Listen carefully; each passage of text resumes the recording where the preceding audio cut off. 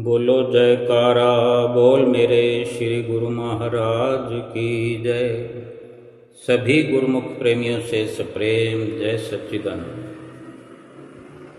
कबीर मन निर्मल भया जैसे गंगा नीर, पाछे लागा हरि फिरे कहत कबीर कबीर। पहले ये मन काग था करता जीवन घात, अब के ये हंसा भया चुग चुग मोती खात। महापुरुष अपनी वाणी में फरमाते हैं कि ये मन जब तक संत सतगुरु की चरण शरण में नहीं पहुंचा,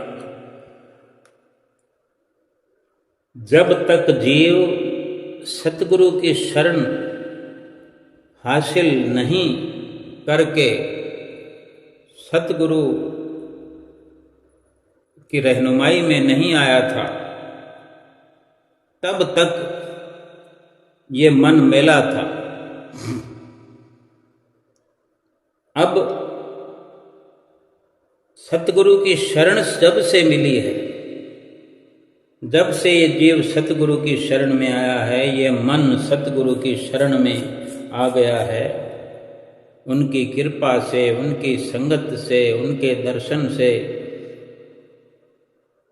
परमात्मा के नाम सुमरण से ये गंगा जल की तरह इतना पवित्र हो गया है, इतना पवित्र हो गया है कि अब परमात्मा स्वयं इस जीव के पीछे लगे हैं। ये कबीर साहब जी कहते हैं कि अब परमात्मा मेरे पीछे पीछे कबीर कबीर कहते हुए भागते हुए आ रहे हैं। ये सतगुरु की चरण शरण का प्रताप है। सतगुरु की शरण में तासीर होती है ऐसी, जब तक उनकी चरण शरण ग्रहण नहीं की थी तब तक ये मन कौवे की तरह था, कौवे की तरह, काग की तरह विषय वासनाओं के कूड़े करकट में, गंदगी के ढेर में सदा चोंच मारकर अपना जीवन समाप्त किया करता था। अब सतगुरु की शरण मिली है, उनकी असीम कृपा से उन्होंने जो नाम की बख्शिश की है, तो इस जीव की, इस मन की दशा ही पलट के रख दी है। अब ये जीव, ये मन विषय वासनाओं रूपी कूड़े करकट के ढेर में अपनी चोंच नहीं मारता, बल्कि मोती चुग चुग के खाता है राम नाम के। और ये कौवा नहीं, अब ये काग नहीं, हंस की तरह बन गया है। काग वृत्ति छोड़ करके इसकी जो दशा पलट हुई है, काया पलट हुई है, ये काग से हंस बनकर राम नाम के मोती चुग चुग कर खा रहा है। ऐसी बड़ाई संत महापुरुषों की शरण संगति की है। इंसान जब संतों महापुरुषों की शरण में आता है, ये जीव जब संतों महापुरुषों की शरण ग्रहण करता है, तो पल पल करके इसकी दशा बदलती जाती है, काया पलट होता जाता है, थोड़ी थोड़ी देर में परिवर्तन हो जाता है। महापुरुष समझाते हैं, सतगुरु इसे ज्ञान की रोशनी बख्शते हैं कि ये जीव, एक दिन ये तुम्हारी जो रूह है, ये जीवात्मा है, ये उड़ जाएगी। ये शरीर रूपी जो पिंजरा है, ये छोड़कर चली जाएगी और ये शरीर जला दिया जाएगा। हड्डियां तक भी, शरीर के साथ हड्डियां भी छोटे छोटे टुकड़े ही रह जाएंगे, सब कुछ राख हो जाएगा। सफेद सफेद दिखने वाले तुम्हारे दांत ये कोयले के समान काले हो जाएंगे। स्नान के बहाने उस वक़्त अंतिम विदाई देते हुए स्नान कराते हैं जो शरीर को, इंसान को नहलाते धुलाते हैं। आत्मा तो निकल जाती है, शरीर को स्नान कराकर भेजते हैं, कहने को तो साफ सुथरा करके भेजते हैं। ये दुनिया की परंपरा है, लेकिन महापुरुष एक ये भी इशारा करते हैं कि नहाने के बहाने तेरे तन से कहीं कोई कीमती सोना चांदी भी अगर पहना हुआ है, अंगूठी पहनी हुई है, गले में चैन पहनी हुई है, नहाने के बहाने तेरे शरीर से वो भी ये दुनिया वाले निकाल देंगे। आग कौन लगाएगा? तेरे अपने ही आग लगाएंगे, तेरी चिता को जला देंगे। थोड़े दिन तक रोना धोना चलेगा, फिर सब मरने की खबर भी ठंडी हो जाएगी, सब कुछ बट जाएगा। जो इंसान यहां पाई पाई करके जोड़ता है वो सब कुछ मरने के बाद पुत्र पुत्रियों में बट जाता है। और जब यमराज खाता खोलता है, पाप ही पाप जब निकल करके आते हैं, उस वक़्त ना कोई वकील, ना कोई अपील, ना कोई दलील, ना कोई सिफारिश करने के लिए कोई नहीं होता। दिन रात करके जोड़ी हुई माया शरीर के साथ तो जाती नहीं। शरीर जब स्वयं इधर जल जाता है तो आत्मा के साथ वो जोड़ी हुई धन माया नहीं जाती। आत्मा के साथ केवल नाम की कमाई जा सकती है। इसलिए महापुरुष फरमाते हैं, अभी वेला है बंदेया, तो इस मनुष्य जन्म का लाभ उठा ले। बुरे कामों को छोड़ के अपनी जो हाजिरी है, अपनी जो ये जिंदगी, अपने जो श्वास हैं, वो सतगुरु के लेखे में लगा ले। भजन सुमरण कर, अमृत वेले उठ, सुमरण कर, रोज सुमरण किया कर। 24 घंटों में कम से कम 2 घंटे सतगुरु के इशारे पर चलाकर, उनकी आज्ञा व मौज में चलाकर इस जन्म में ये 2 काम ही किया कर। एक नाम जपा कर और दूसरा हर किसी से प्रेम और प्यार से रहा कर। ये विचार करने की बात है कि इंसान जो माला फेरता है, महापुरुष फरमाते हैं वो लकड़ी की है, लकड़ी के मणकों की बनी हुई है।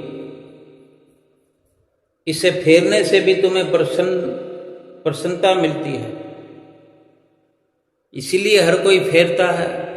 लेकिन महापुरुष राज की बात बताते हैं, इस माला को फेरने में तुम्हें मेहनत करनी पड़ती है, प्रयत्न करना पड़ता है। लेकिन स्वाभाविक ही ईश्वर की बनाई हुई एक माला जन्म से तुम्हारे पास है, लेकिन तुम्हें खबर नहीं है। और वो माला चल रही है, अपने आप चल रही है, उसमें कोई गांठ भी नहीं है। उसको रोकने के लिए, शुरू करने के लिए कोई बड़ा मणका भी साथ में जुड़ा नहीं हुआ है। जैसे लकड़ी के मणकों की माला, कहीं ना कहीं इसको भी झूठा कहा गया है, इंसान की बनाई हुई माला है। लेकिन वो प्रभु परमेश्वर की माला है जो इस जीव के साथ में आई, वो है श्वासों की माला। शब्द में गाया करते हैं प्रेमी, श्वासां दी माला नाल सुमरा मैं तेरा नाम।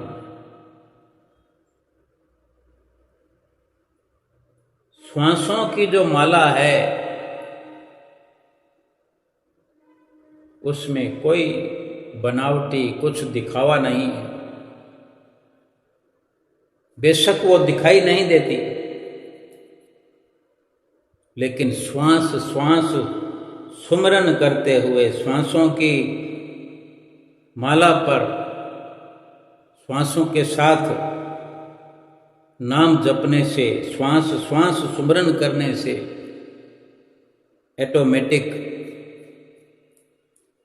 भक्ति का वो सरमाया एकत्र होता रहता है, भक्ति का धन इकट्ठा होता रहा है। किसी को कान खबर नहीं होती कि कितना भक्ति का धन, नाम का धन ये जीव इकट्ठा कर सकता है और इस संसार से जाते वक्त साथ ले जा सकता है। और जब आगे यमराज धर्मराज खाता खोलते हैं तो श्वास श्वास सुमरन लिखा हुआ, साफ साफ सुनहरे शब्दों में लिखा हुआ, कोई किसी प्रकार का कोई दंड नहीं, कोई दुख नहीं, कोई क्लेश नहीं, सीधा प्रभु के धाम में पहुंचा दिया जाता है। और प्रभु का नाम न जपने पर, भगवान की भक्ति का धन साथ में न होने के कारण जीवन में जो कुछ भी हमने कमाया, यहाँ पर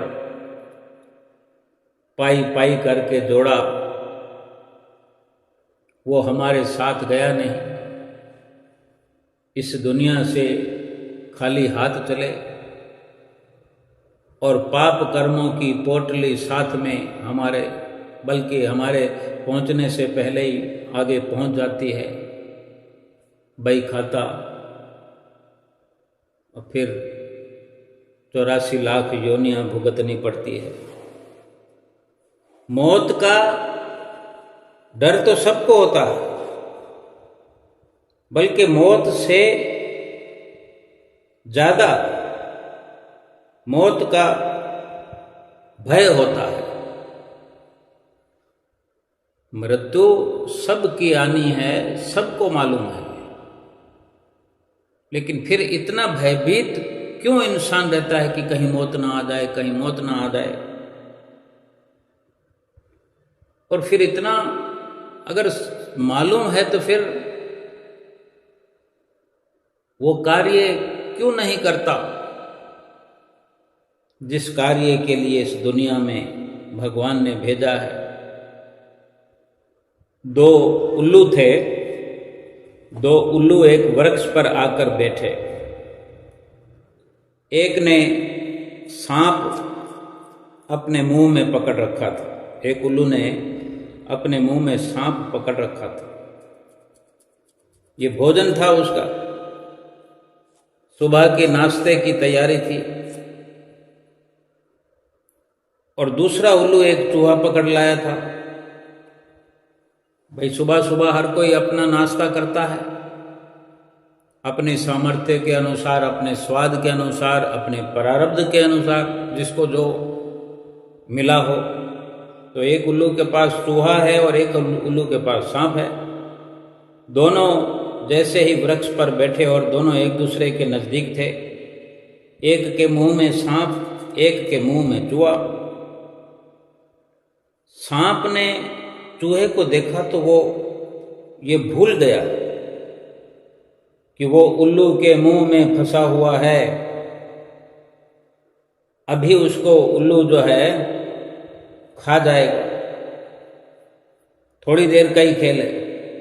इस बात को भूलकर वो सांप जो है दूसरे उल्लू के फंसे हुए मुंह में जो चूहा है उसको देख करके ललचा रहा है। उसके मुंह में रसधार बह रही है। वो ये भूल गया कि मौत के मुंह में आया पड़ा हूं। उसको अपनी इस लालसा ने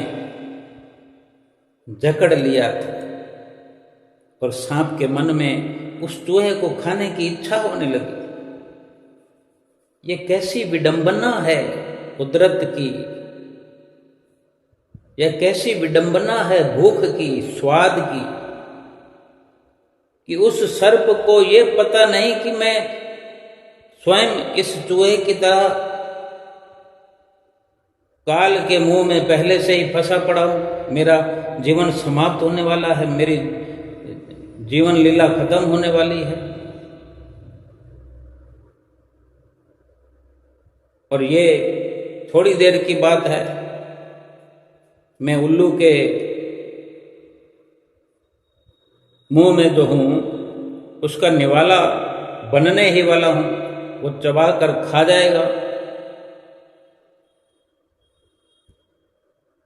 वो अपनी इस स्वाद लीला में इस प्रकार विचार कर रहा है। और इधर सामने जो चूहा है, जिस उल्लू के मुंह में सांप है, वो सांप सामने वाले उल्लू के मुंह में जो चूहा है उसको देखकर ये सोच रहा है। और अब चूहे ने जैसे ही सांप को देखा तो वह भयभीत हो रहा। चूहा उस सांप से डर रहा है। चूहा भी ये नहीं समझ रहा है और बुरी तरह से कांपने लगा। जैसे मैदान में भागते हुए कहीं सांप दिख जाए चूहे को और चूहा कैसे कांपने लगता है, वही हालत हो रही है।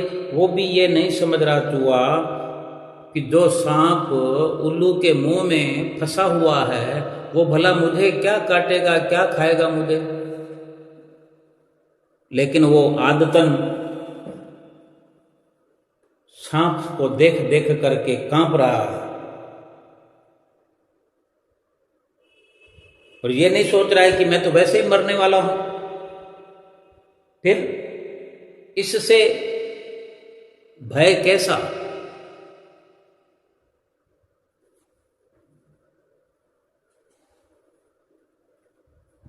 जो खुद मरने जा रहा हो भला वो दूसरे को क्या मारेगा। परंतु ये मौत का भय है। मौत का भय तो भयंकर होता ही है, किंतु उससे भी अधिक मौत से होने वाला भय कि कहीं मैं मर ना जाऊं, ये वो चूहे को कंपा रहा, थर थर कांप रहा। और वे दोनों उल्लू जो हैं बड़े आश्चर्यचकित हो रहे हैं ये देखकर। तो एक उल्लू ने दूसरे उल्लू से पूछा, भाई इसका कुछ राज समझे हो? तो दूसरा उल्लू कहता है, बिल्कुल समझ में आ गया है। ये जीभ के स्वाद की इच्छा इतनी प्रबल है कि सामने मृत्यु खड़ी हुई नजर नहीं आ रही। न चूहे को नजर आ रही है, न सांप को नजर आ रही है। अब चाहे स्वाद जीभ का हो या किसी भी इंद्री का हो, मृत्यु तो सबकी आनी है, लेकिन मृत्यु नजर नहीं आती। तभी तो गुनाह पर गुनाह इंसान किए जाता है। जीभ के स्वाद की इच्छा इतनी प्रबल है कि सामने खड़ी हुई मौत नजर नहीं आती। और ये भी समझ में आया कि भय मृत्यु से भी बड़ा है। मृत्यु सामने खड़ी है, उससे ये भयभीत नहीं है चूहा न सांप, लेकिन भय से भयभीत है कि कहीं सांप हमला न कर दे। और वो स्वाद देख रहा है सांप कि मैं चूहे को खा लूं। अभी तो तुम्हें उल्लू खाने वाला है, तुम चूहे को कैसे खा सकते हो? लेकिन ये स्वाद है। ऐसे ही मृत्यु से हम भयभीत नहीं हैं, हम मृत्यु के भय से अधिक भयभीत हैं। और लोभ स्वाद का, इंद्रियों का इतना प्रगाढ़ है कि मृत्यु 24 घंटे सामने खड़ी रहती है, लेकिन हमें दिखाई नहीं पड़ती। हम अंधे हो रहे हैं, हम अकल के अंधे हो रहे हैं। इस कहानी से एक विचित्र अर्थ हमारे हृदय के सामने आकर खड़ा हो जाता है। ये अनोखा अर्थ है, विचित्र है अपने आप में। इस कहानी का जो अर्थ है बहुत ही अनोखा है। सारे संसार के प्राणी मृत्यु से भयभीत हैं, जबकि ये विचार करने का विषय है कि मृत्यु और काल दोनों सृष्टि में ईश्वर की रचना है। जन्मना और मरना दोनों ईश्वर की रचना है। जीव के हाथ में कुछ नहीं है, ये दोनों ईश्वरीय सृष्टि में आते हैं। यानी भगवान ने इनकी रचना की है, और ये अटल सिद्धांत भी है, हर कोई जानता है कि जो पैदा हुआ है, यानी जो आएगा इस संसार में वो जाएगा भी। यानी जिसने जन्म लिया है वो मृत्यु को प्राप्त होएगा। जिसका सर्जन होता है उसका विसर्जन भी होता है। इस ज्ञान के होते ही हमें पता चल जाता है कि मृत्यु और काल दोनों का विनाश करने के लिए भगवान स्वयं महाकाल है। मृत्यु यानी काल रूप को नष्ट करने वाले हैं, महाकाल।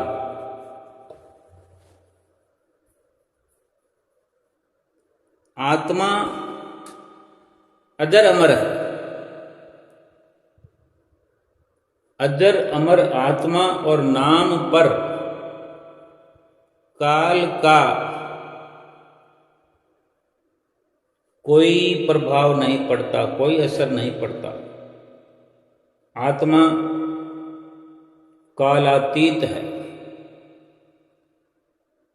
आत्मा किसी भी परिस्थितियों में विनाश को प्राप्त नहीं होती, अविनाशी है। जिस प्रकार मरते हुए सांप को देखकर भी चूहा डर रहा था, नहीं समझ रहा था कि सांप खुद मरने वाला है, मुझे कैसे मार सकता है वो, फिर भी वो डर रहा था, कांप रहा था। जिस उल्लू ने उसको मुंह में दबा रखा है उसकी चिंता नहीं है कि ये अभी मुझे खा जाएगा, लेकिन सामने जो वो सांप देख रहा है उसमें उसकी सांस अटकी हुई है कि ये मुझे खा जाएगा। यही दशा संसार के संपूर्ण मानव प्राणियों की है, क्योंकि जिनसे वो डरता है वो भले ही कोई विशेष पदार्थ और मृत्यु ही क्यों ना हो, स्वयं विनाश की ओर सभी उसी प्रकार बढ़ रहे हैं जैसे नदियां समुद्र की ओर बढ़ती है। उस सांप ने चूहे को उल्लू के मुंह में देखकर खुद उसको खाने की भी इच्छा प्रकट की। ये दशा भी सारे संसार के जीवों की है। जीव आत्मा जिस दिन 84 लाख योनियों में जिस शरीर को धारण करता है, अर्थात जिस दिन जन्म होता है, जीवात्मा जिस भी शरीर में आए, 84 लाख योनियों में कोई भी शरीर धारण करे, जिस दिन जन्म होता है उसी दिन से मरना भी शुरू हो जाता है। किंतु ये कैसी विचित्र विडंबना है कि ये मरना किसी को दिखाई क्यों नहीं देता। किसी को ये मरना दिखाई नहीं देता, क्योंकि काल भगवान एक अजगर की तरह हर स्थान पर अपना मुंह फैलाए हुए मौजूद है। हम जिसको शरीर का विकास कहते हैं, हम जो आए दिन सोचते हैं कि मैं आगे बढ़ रहा हूँ, मेरे शरीर का विकास हो रहा है, अधिक उम्र में ना सही, बचपन में हम सोचते हैं कि हम बड़े हो रहे हैं, विकास हो रहा है, विकास हो रहा है, विकास हो रहा है। हम जिस शरीर को या शरीर का जो बढ़ना है, जिस शरीर का जो विकास हम समझते हैं, वेदों, शास्त्र और ग्रंथों की नज़र में अगर हम देखें, ये विनाश है। ये विकास ही दूसरे पहलू में विनाश है, क्योंकि काल के पास असंख्य बाण, अनगिनत बाण हैं, जिनसे ये जीवात्मा पल पल मरता रहता है। बेशक इसको कोई मार नहीं सकता, लेकिन शरीर धारण किए का यही खेल है कि शरीर करके, शरीर के साथ जुड़ाव करके, शरीर के पाप कर्म करके, शरीर के पाप कर्म किए हुए के कारण बार बार जो शरीरों को धारण करना है और फिर बार बार शरीर त्यागना है, जीवात्मा का एक प्रकार से पल पल ये मरना है।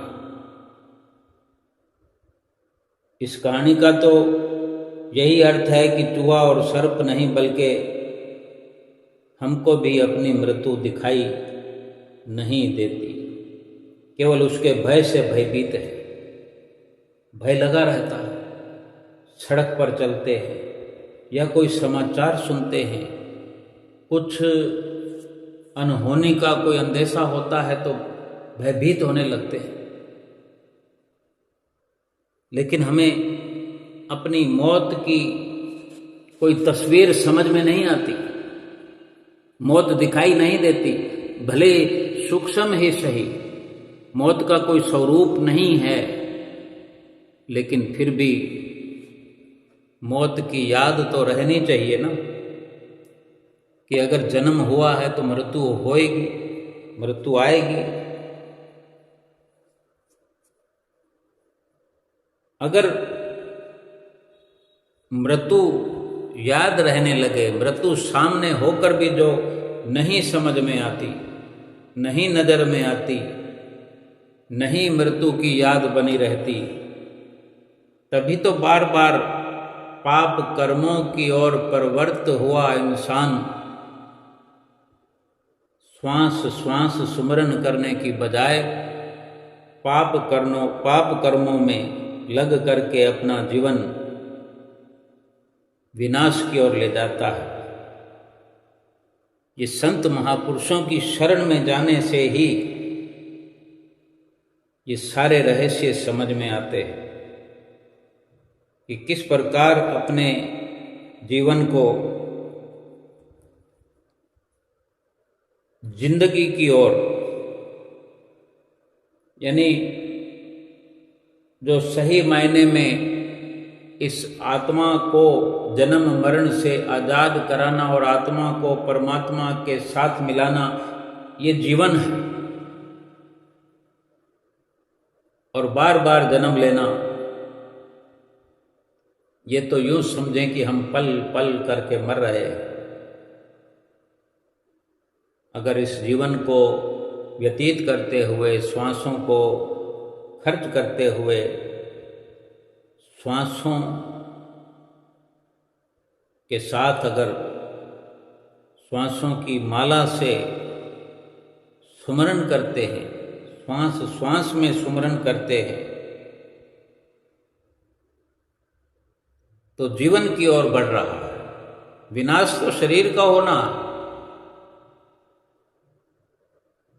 वो होगा ही, लेकिन बड़ा लाभ इससे जो प्राप्त किया जा सकता है वो श्वास श्वास सुमरन करके, उस मरने से जो जन्म दर जन्म जीवात्मा भटकने वाली है, उस मरने से बच जाएगा और अभी से पल पल करके ये जीवात्मा जिंदगी की ओर आगे बढ़ने लगेगी।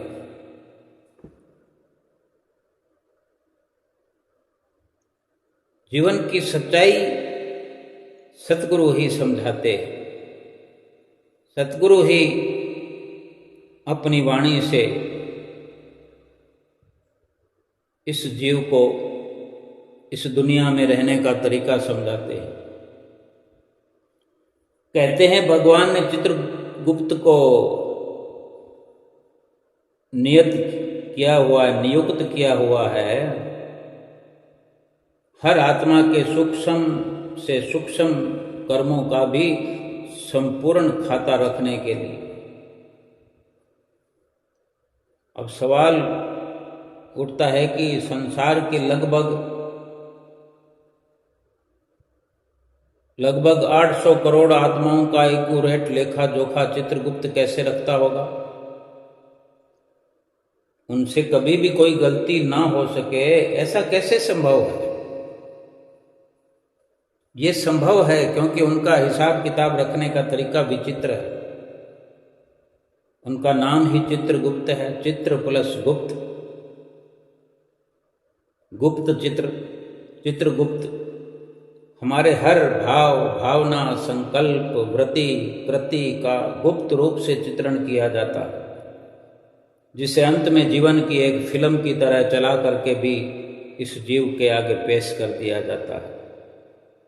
जैसे आज दुनिया में किसी व्यक्ति के कर्मों का स्टिंग ऑपरेशन किया जाता है तो वो इनकार नहीं कर सकता। किसी पर हम देखते होंगे कि छापा मार देती है, पुलिस आ जाती है, सीबीआई के लोग आ जाते हैं, ऑफिसर आ जाते हैं, रंगे हाथों किसी को पकड़ लेते हैं, तो कोई कैसे इनकार कर सकता है? जब कोई रंगे हाथ पकड़ जाता है तो फिर कोई अपील दलील कहने की जरूरत नहीं होती। अब इसी प्रकार मनुष्य जब कोई कर्म करे और ये ना सोचे कि मुझे कोई देख नहीं रहा, कर्म किस वृत्ति से किया गया, किस भावना से किया, इस सब का गुप्त चित्रण अपने आप होता रहता है। वो चित्र हमारे ही अंदर रहता है। जब आत्मा शरीर छोड़ती है तो सारे चित्रों की फाइल उसके सामने खुल जाती है। एक एक करके सारे चित्र मैग्नीफाई होकर व्यक्ति के सामने बहुत साफ, स्पष्ट और भयंकर रूप में नजर आने लगते हैं कि कर्म करते समय क्या मनोवृत्ति, क्या भावनाएं, वो सब साफ साफ दिखाई देती है।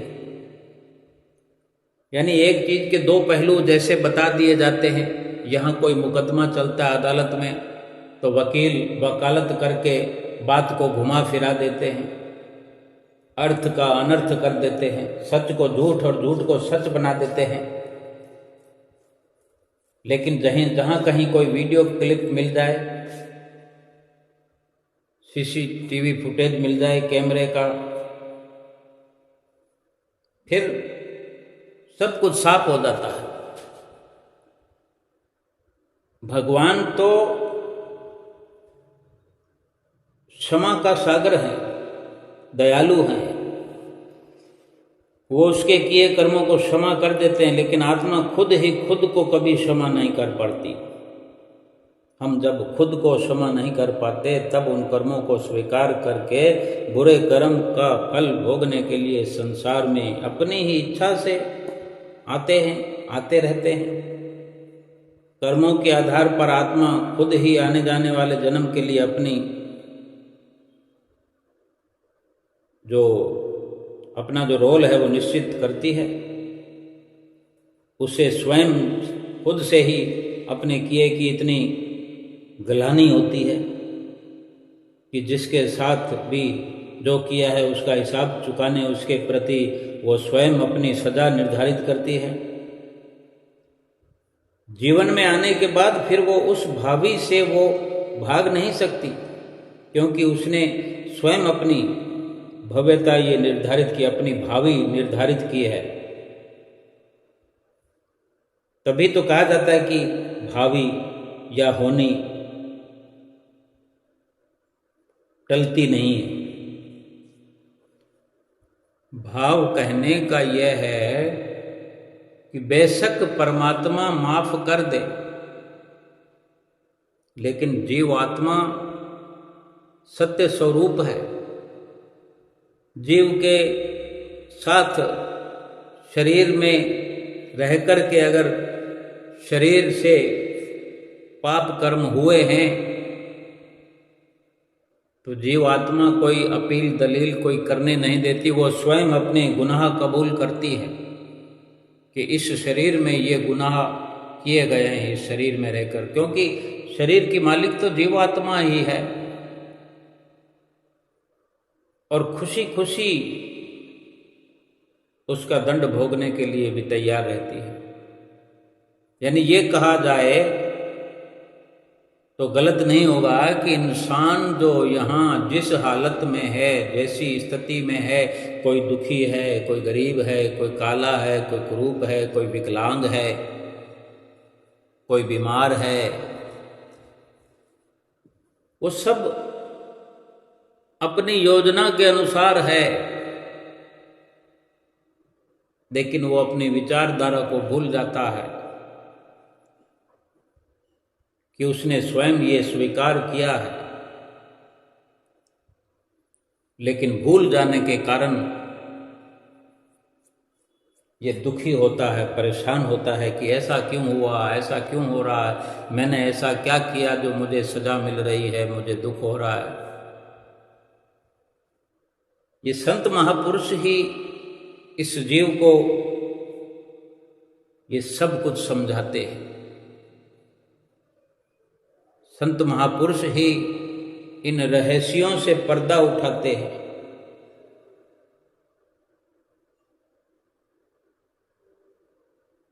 एक बार राजा अकबर ने बीरबल से पूछा, अकबर चूंकि मुसलमान था और बीरबल हिंदू, तो अकबर ने पूछा, भाई तुम हिंदू लोग हो, दिन में कभी मंदिर जाते हो, कभी पूजा पाठ करते हो? तो हाँ जाते हैं, हम तो रोज जाते हैं, पूजा पाठ भी करते हैं, सब कुछ करते हैं। तो अकबर कहता है बीरबल से, इतना पूजा पाठ करते हो, आखिर भगवान तुम्हें देता क्या है? महापुरुष जो हमें समझाते हैं कि श्वास श्वास में सुमिरन करो, भजन भक्ति करो, आरती पूजा करो, नित्य नेम करो, सत्संग में आओ जाओ, तो उसी पर ये थोड़ा सा सारांश है। तो अकबर जो कह रहा है कि भी तुम्हें क्या मिलता है जो भजन कीर्तन में लगे रहते हो? तो बीरबल ने कहा, महाराज मुझे कुछ समय दो, आपके सवाल का मैं जवाब दूंगा। तो बीरबल एक बुढ़िया भिखारन के पास जाता है और कहता है कि मैं तुम्हें पैसे दूंगा और खाना भी तुम्हें रोज खिलाऊंगा, एक काम करना है मेरा। बुढ़िया ने कहा, ठीक है भाई, उसको पैसा मिल जाए, खाना मिल जाए और भीख ना मांगना पड़े, और क्या चाहिए? भूखे को अदब से रोटी मिल जाए और निर्धन को धन मिल जाए, इसके बढ़कर और क्या चाहिए? तो बीरबल ने उसे कहा कि आज के बाद अगर तुमसे कोई पूछे कि क्या चाहिए, जैसे भिखारी से कुछ पूछते ना, भाई क्या बैठे हो, क्या तुम्हें जरूरत है, कोई पूछ लेता है, तो तुम कहना अकबर। कोई पूछे क्या चाहिए तो बोल दो अकबर। और तुम्हारे पास कुछ है, मिला हुआ है, जो कुछ भी है, अब कोई पूछ ले कि तुम्हें ये किसने दिया, तो कह देना कि अकबर शहंशाह ने। वो भिखारन जो थी अकबर को जानती नहीं थी,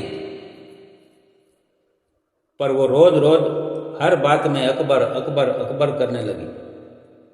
कोई पूछता क्या चाहिए तो कहती अकबर, कोई पूछता है ये किसने दिया तो क्या अकबर बादशाह ने, अकबर शहंशाह ने, मेरे मालिक ने दिया, अकबर ने दिया। धीरे धीरे ये बातें जो है सारी जगह फैलती चली गई, पूरे नगर में फैल गई। और अकबर के कानों में भी ये बात जाकर के पहुंची कि एक भिखारन है जो ऐसा कहती है। बात बात में अकबर का नाम लेती है। और कुछ भी बात करो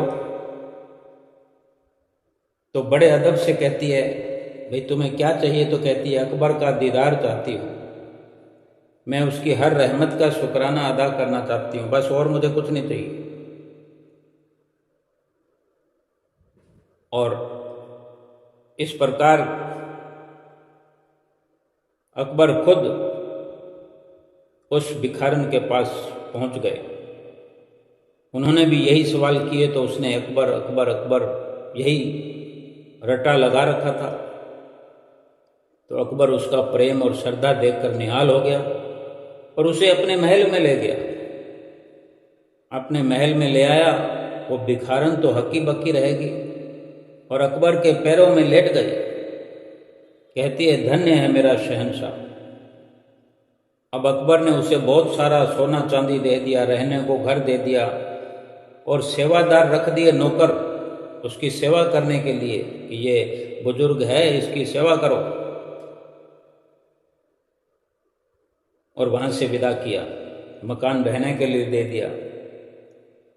और तभी बीरबल आया और कहने लगा महाराज ये है आपके उस सवाल का जवाब। जब इस भिखारन ने सिर्फ कुछ दिन, सारा दिन आपका नाम लिया अकबर अकबर अकबर, तो आपने इसे निहाल कर दिया।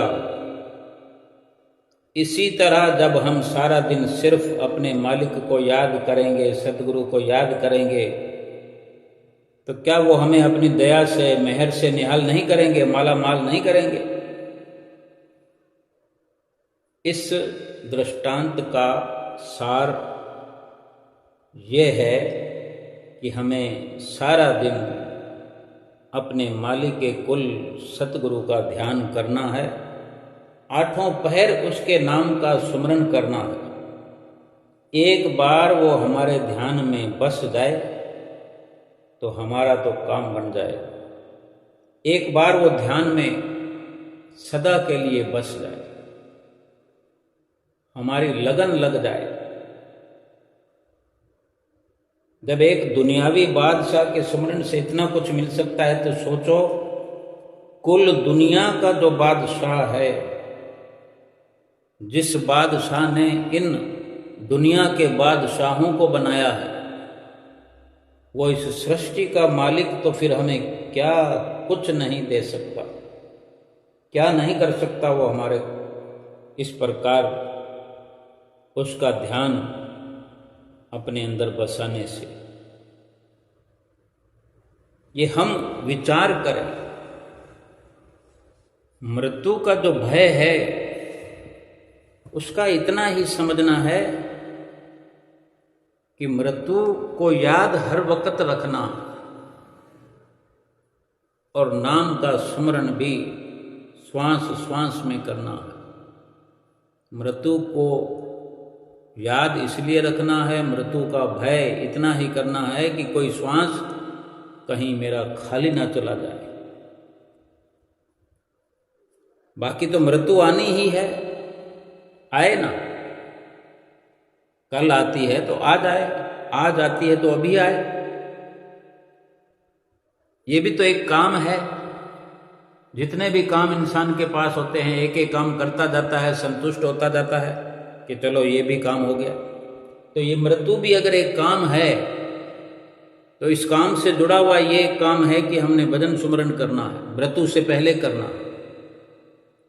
उस काम को अंजाम देते जाएं, उस काम को पूरा करते जाएं, भजन करते जाएं, सुमरन करते जाएं, सत्संग, आरती, पूजा, दोनों समय की सेवा।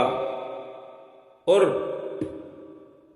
जो मृत्यु का काम है वो मृत्यु अपने समय के अनुसार करेगी। हमें चिंता करने की जरूरत नहीं है। हम केवल अपने कार्य को करते जाएं, बाकी सतगुरु पर सब छोड़ दें। महापुरुष फरमाते हैं फरमाते हैं कि दो बातों को भूल मत, दो बातों को भूल मत, जो चाहे कल्याण। ये हर किसी के लिए, हमारे लिए ये भगवान ने दिया है फरमान। क्या कि ए जीव, दो बातों को मत भूल, जो चाहे कल्याण। नारायण एक मौत को, दूजे श्री भगवान। संत नारायण हुए हैं, वो अपनी वाणी में कथन कर रहे हैं कि ये इंसान अगर अपनी आत्मा का कल्याण करना चाहता है, अपना जीवन सफल करना चाहता है, आत्मा का परमात्मा से मिलन करना चाहता है, तो दो बातों को सदैव याद रख। दो बातों को रोज याद नहीं रखना, बल्कि हर पल याद रखना है, हर वक्त याद रखना है। वो दो बातें हैं, एक तो मृत्यु को याद रखना है, दूसरा भगवान को याद रखना है। भगवान को याद रखो, नाम जपो, एक ही बात है। नाम का स्मरण करो, भगवान को याद रखो। सतगुरु की शरण हमें मिली है, सतगुरु हमें ये शिक्षा देते हैं, सतगुरु हमें जीवन जीने का ढंग बताते हैं, जीवन जीने का तरीका बताते हैं। सतगुरु की आज्ञा व मौज पर चल करके हम अपने जीवन को ढाल दें। संसार में तो जीवन ढाल रखा है, हर इंसान ने ढाल रखा है।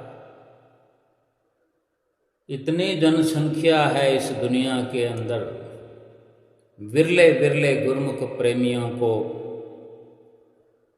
ये अवसर मिला है, सतगुरु की शरण संगति प्राप्त हुई है।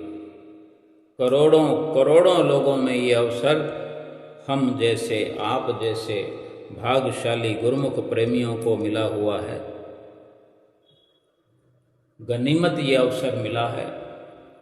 श्वास श्वास में स्मरण करना है, हर पल प्रभु को याद रखना है, उसका ध्यान करना है, उसके बताए हुए रास्ते पर चलना है। सतगुरु ने जो भक्ति का ये रास्ता दिखाया है, इसी पर रात और दिन उठते बैठते सोते जागते उसी रास्ते पर चलना। ये रास्ता भक्ति वाला कोई पांवों से चलकर जाने वाला नहीं है, कोई पैदल चलकर जाने वाला नहीं है, हवाई जहाज पे चलकर भी जाने वाला नहीं है। इस रास्ते पर चलने का भाव यह है कि ये सब अपने चित्त में बसाने का काम करना है। सतगुरु का ध्यान अपने अंदर मस्तक पर लगाना है। श्वास श्वास सुमरन श्वासों का करना है, श्वास श्वास में सुमरन करना है। श्वास के साथ शब्द को, सुरत को जोड़ करके ऊपर की मंजिलों में चढ़ाना है। और संसार में रह कर के, संसार से न्यारे होकर के भक्ति की इस सूक्ष्म राह को, यानी अपने भीतर ही भीतर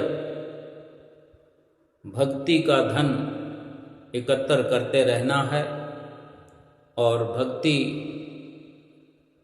का धन साथ में ले जा कर के प्रभु के धाम में पहुंचना है और आत्मा का कल्याण करना है। बोलो जयकारा बोल मेरे श्री गुरु महाराज की जय।